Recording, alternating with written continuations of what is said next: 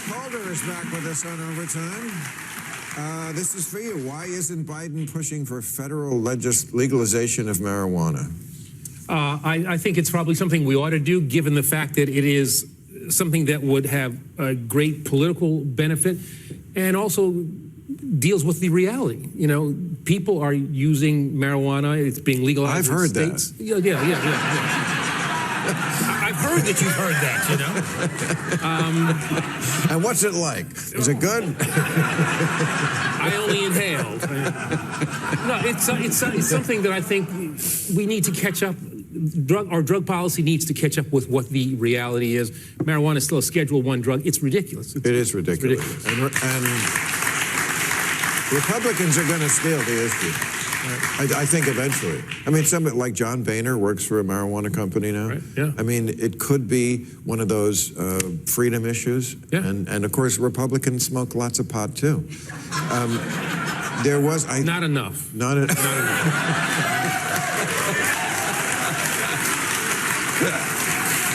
They need to mellow out. Who knew? Who knew that Eric Holder could be this funny, right? Who knew? The sheriff, remember? Attorney General for Barack Obama, the monarch, for 8 years. And he was the sheriff of Washington, D.C., the sheriff of Nottingham.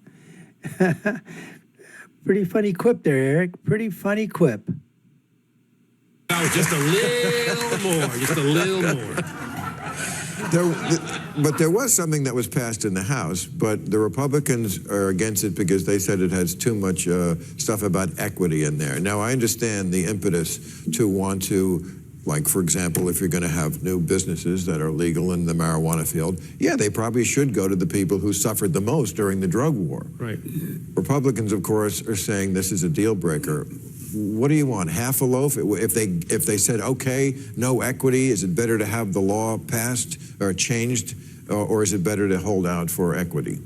It's better to have the law changed. And as I said, deal with the societal reality that we have. And, you know, and try to make it as equitable as you possibly can. But I wouldn't want to stop the movement that I think makes sense for the sake of equity. Okay. Panel, what are your thoughts on Elon Musk mandating his workers, said the workers have to go back to the office. I love this.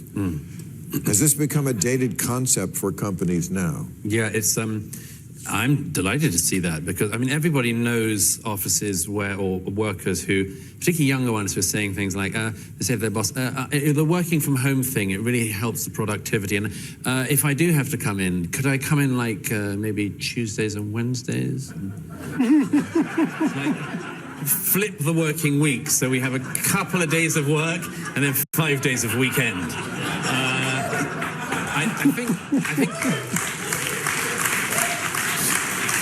I think people are on to that. And look, Millennials. Some jobs that you can do better from home, but a lot of it, you know, people have to get back into the office. People have to stop this pretense that they're scared to go into work for health reasons. It's bullshit. It's bullshit. It's bullshit. No reason at this stage so they shouldn't be in the office, Right. you know, other than they don't want to be, in which case do something else. Okay. It's good to see people coming back into cities. I mean, we need our cities. 10, 20 years ago, people talked about walkable, livable cities, but we've let our cities deteriorate. This was a progressive idea of livable cities, and now we've allowed them to be turned over to open-air drug scenes, homeless encampments. Cities are the lifeblood of innovation, of civilization. We got to bring them back, and we're ready to do that. You're never going to bring these cities back unless you start getting down to conservative business policies and conservative social policies. Because if you take a look in the United States of America, it's not the COVID thing that's part of it, where you can see, you know, people move from the cities outside.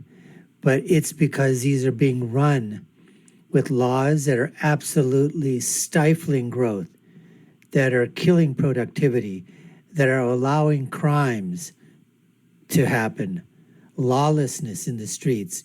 And most of them are run by Democrats, folks. Most of the major cities in the United States that are basically, you know, holes of crapola are run by the blue, the Democrats, I mean, the Democrats, the progressives, the liberals, and leftists. That's a fact. But, I think we really need to ask ourselves the question. It is entirely possible that people can be more productive at home in certain sectors. In certain sectors. I mean, my law firm, we're doing a lot of work from home, and we've had record-breaking years the last couple of years, not spending nearly as much on travel as we once did. On the other hand, we don't mentor our young lawyers in a way that we did, and that we suffer in that way. But it does wind up looking elitist, does it not? Because the people who that's true. It's like I always thought it was bullshit during the pandemic when they were like, we're all in it together. No, we're not. Some people are at home in their pajamas getting food delivered to them, and other people are delivering the food. And the jobs that tend to be where you can't stay home, you can't be a plumber from home. All the time. No, you got to go to where the sink is. Or an auto construction worker, Right. Elon Musk. You got to have people on the factory floor. I always noticed that the people who had gardens liked working from home.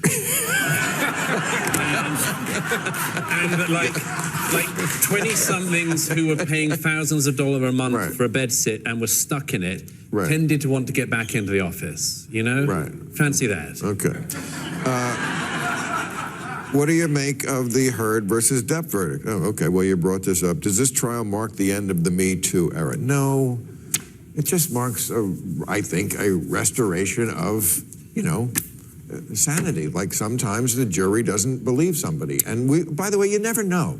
You never know what goes on in a marriage. You never know what went on between those two people. I don't have 100% assurance because a jury said Johnny Depp is innocent, that he's innocent. I don't know. But that's the best we can do. We're just humans. We try. This is the worst system except for all the others. The only thing that might suggest it is the end of the MeToo era is, do you remember the beginning of it? In 2017, 2018, clearly there was a correction that needed to happen. Yes. There were some powerful men who got away with too much and bad things for a long time. That correction. But not just powerful men. Those are just the ones we heard about. Sure. There was also ones, at the... But the point is that there was a... Bill Cosby comes to mind, right? Look at the power that Bill Cosby had. Probably we're talking about early to mid 80s, probably into the 90s. And then this thing in Hollywood obviously has been there since time immemorial. But I think the Bill Cosby thing, the Weinsteins, all of this, the politics, what's happening in Washington, D.C. with the interns, all of it, folks. And as Douglas rightly points out, there was a inflection point that came up where we overcorrect. And that's what happens in so many of these issues, these cultural issues. The pendulum swings one way, and then instead of just coming back nice and slow, that pendulum comes back with a freaking boomerang bang, basically, and just goes in the complete opposite direction. And our heads jerk over to one side, and we're wondering what the heck happened. And then slowly but surely, the pendulum starts to come back. What we want to do is have that pendulum just swing back and forth, sort of in the middle, and a little bit to the right. Anyways, let's continue. Correction that was needed, and it very swiftly ran past the point of correction. I mean, there were those things like shitty media men. There was a list where people just lost their jobs for a crowdsourced Google spreadsheet. Right. There were the comic Ansari. He basically got done over for a bad date. Yes. So there was a period where we had these completely deranging claims that are typical of our era, where people said things like "believe all women," and really No.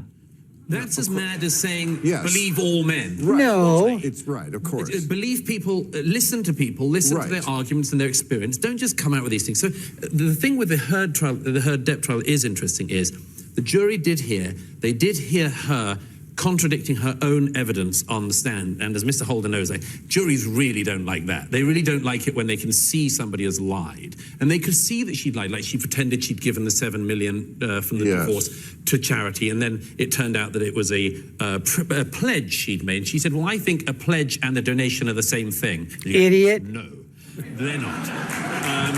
Moron! So they didn't like that. So maybe just after this we can remind ourselves, as you say, Bill, like marriages are tricky, people are tricky, it's always more complex than we know, but it's certainly more complex than these fucking hashtags,